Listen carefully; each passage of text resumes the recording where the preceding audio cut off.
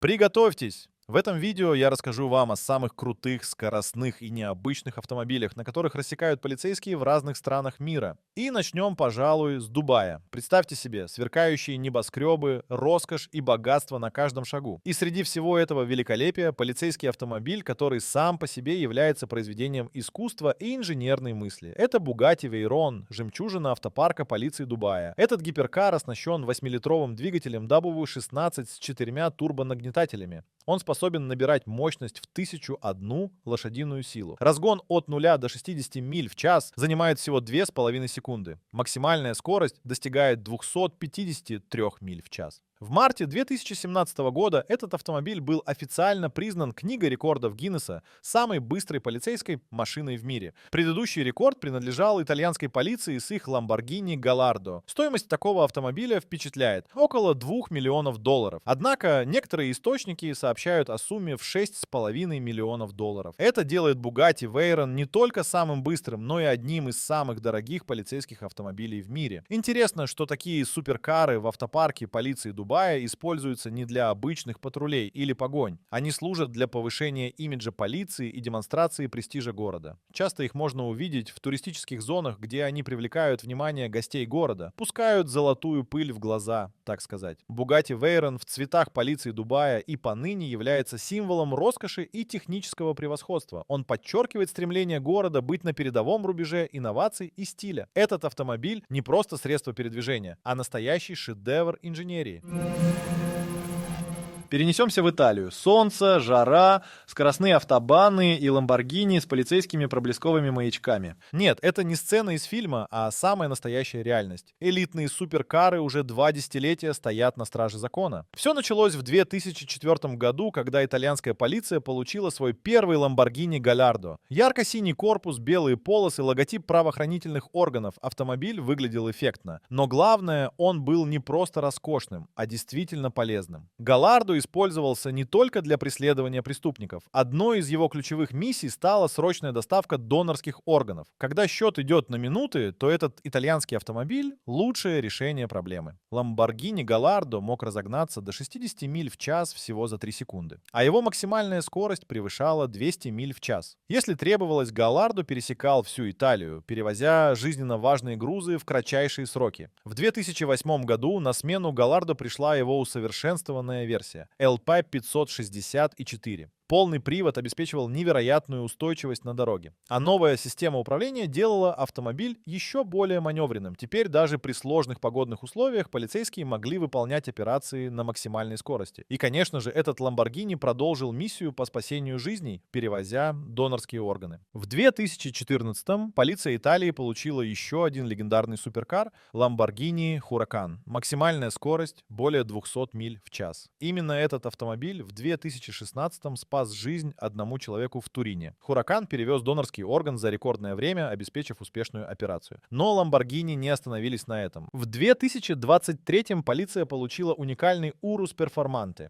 Этот внедорожник совершенно другая лига. Он сочетает в себе скорость суперкара и проходимость внедорожника. Теперь погоня возможна не только на трассе, но и на более сложных участках местности. За годы службы автомобили Lamborghini не просто поражали своей мощностью, они действительно спасали жизни. От стремительных погонь до срочной медицинской доставки эти суперкары действительно доказали свою ценность. И кто знает, какие еще сюрпризы Lamborghini приготовит для итальянской полиции в будущем.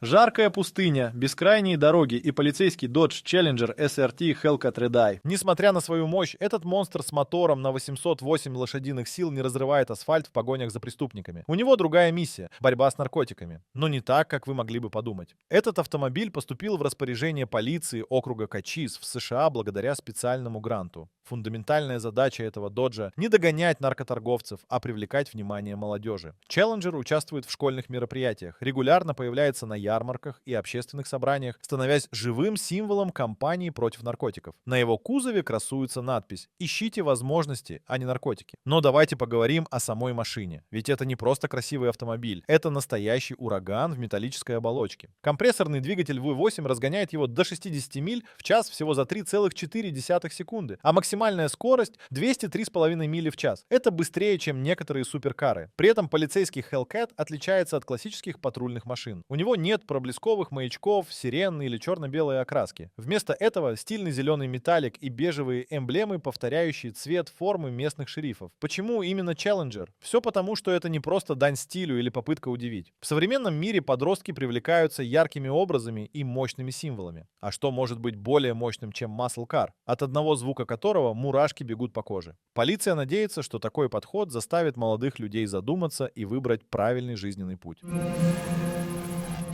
В мире уличных гонщиков Nissan GT-R давно стал символом скорости, мощности и вызова. Но в Японии этот легендарный спорткар встал на сторону закона. Обычно Nissan GT-R ассоциируется с теми, кто предпочитает нарушать правила. Этот автомобиль действительно мечта для любого любителя прокатиться с ветерком. Он относительно доступен, уже в стоковой версии обладает внушительной мощностью, а в руках тюнеров превращается в настоящего монстра. Взгляните на ночные улицы мегаполисов, и вы наверняка увидите ревущий GT-R, устремляющийся в закат. Однако в Японии все иначе. В префектуре Тотиги один из местных жителей сделал полиции по-настоящему роскошный подарок на совершенно новый Nissan GT-R. Да, этот спорткар не был куплен государством, его передали в дар. Кто именно был этим щедрым дарителем, японцы не раскрывают. Однако сам факт передачи автомобиля сопровождался торжественной церемонией. Купе сразу же окрасили в традиционные для полиции черно-белые цвета и установили проблесковые маячки. Под капотом у этого Nissan GT-R все осталось без изменений. Машина оснащена заводским двигателем мощностью 565 лошадиных сил и полным приводом. До 60 миль в час она разгоняется всего за 2,7 секунды, а максимальная скорость превышает 196 миль в час. Такие характеристики позволяют не просто патрулировать дороги, но и без труда догонять нарушителей. Кстати, это не первый GT-R на службе японской полиции. До него по улицам страны колесил культовый Nissan GT-R R34. Этот автомобиль оставался в строю как минимум до 2016 года. Теперь эстафету приняло новое поколение. Полиция Японии использует этот спорткар не только для патрулирования. Сейчас его активно задействуют в общественных мероприятиях, пропаганде безопасного вождения и даже для участия в специальных акциях по профилактике правонарушений. В некоторых случаях GT-R привлекался для экстренной доставки органов для трансплантации. Похоже, что практика из Италии пришлась по душе и японцам. Представьте себе, полицейская погоня, улицы Лондона, сирены, проблесковые маячки. И тут на дороге появляется он. Ford Mustang Mach-E. Но не обычный, а в служебной раскраске полиции Великобритании. 7 полицейских управлений по всей стране получили этот электрический muscle car для тестирования. Их задача оценить, насколько этот электромобиль подходит для службы. В основе полноприводный Mustang Mach-E с невероятно быстрым разгоном. Он достигает 60 миль в час всего за 3,7 секунды. Максимальная скорость около 110 миль в час. А главное, то он может проехать без подзарядки до 377 миль, что делает его универсальным для патрулирования городов и автомагистралей. Ford позаботился о ключевых вопросах полицейской эксплуатации. Все спецоборудование, мигалки, сирены, бортовые компьютеры питаются не от основного аккумулятора, а от отдельного 12-вольтового источника. Это значит, что запас хода остается неизменным даже при полной нагрузке. Конверсия Mustang Mach-E в полицейский вариант была выполнена специалистами компании Safeguard SVP. Они установили кастомные крепления для оборудования, максимально сохранив заводскую конструкцию. Освещение полностью светодиодное, с минимальным энергопотреблением, а особая полицейская расцветка обеспечивает видимость в любое время суток. Испытания покажут, сможет ли Mustang Mach-E стать будущим британского полицейского автопарка. Но уже сейчас он доказывает, что электрический автомобиль может быть не только быстрым, но и эффективным в борьбе с преступностью.